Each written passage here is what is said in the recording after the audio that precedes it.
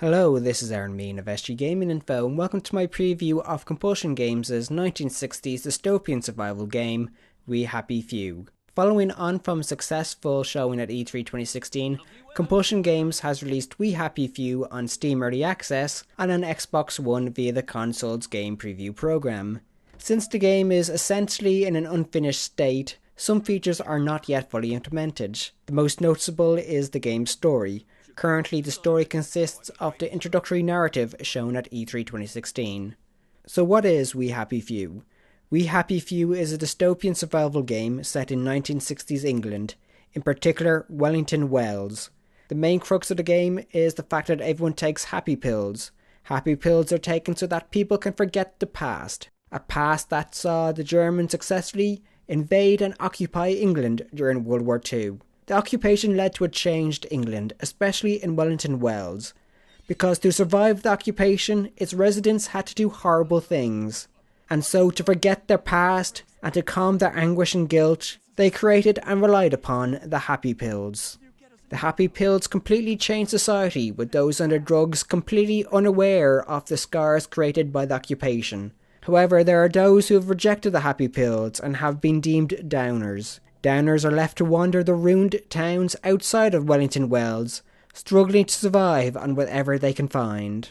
This is where you come in. You play as a downer who has been thrown out of the city and left to wander the ruined towns outside of Wellington Wells. Surviving in the ruins and getting back into Wellington Wells is the main objective currently available in the early access build. And honestly, getting back in is a lot tougher than you might think. So, since We Happy Few is a survival game, you need to manage your health, hunger, thirst, sleep, joy, and make sure you don't get poisoned or catch the plague. To survive, you need to search ruined houses, shake down fellow downers, and simply scavenge. It is worth noting that the game does not like to make it easy, with your hunger and thirst dropping at a much faster rate than I expected. After playing for several hours and getting into Wellington Wells, I managed to get my head around surviving. During my time playing, I found to successfully survive I have to balance scavenging for food with crafting. Crafting in We Happy Few is broken down into basic, mechanical, and chemical. Basic allows you to make lockpicks, jimmy bars, bandages, and filtered water. Mechanical allows you to improve weapons and tools. And finally, healing allows you to make improved healing medicine. So the crafting materials you need to make items are gathered by scavenging, similar to how you need to search for food and water. The main positive I found with crafting is that you don't have to have the materials in your inventory to craft the item you want. This means you can throw all the crafting materials you gather into storage and feel at ease, knowing that you have some space in your limited inventory. Inventory management is one of the biggest issues I had with We Happy Few, as not all items take up the same amount of space. For example, a rotten tomato takes up 1 square, while a shovel takes up 3 squares. This means when scavenging for food and crafting material, you always have to make sure the items you don't need are in storage. And important items such as water, food and pills are placed in your quick slot bag. The quick slot bag allows players to use an item in a quick and effective manner. Besides your inventory, quick slot and storage, you can also have up to 2 weapons equipped.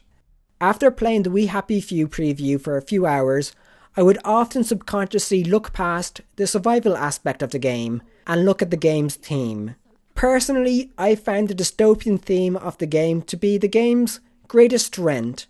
The idea that a group of people would force themselves and those around them to be happy via drugs to escape the pain and trauma of their past transgressions is both fantastic and frightening at the same time.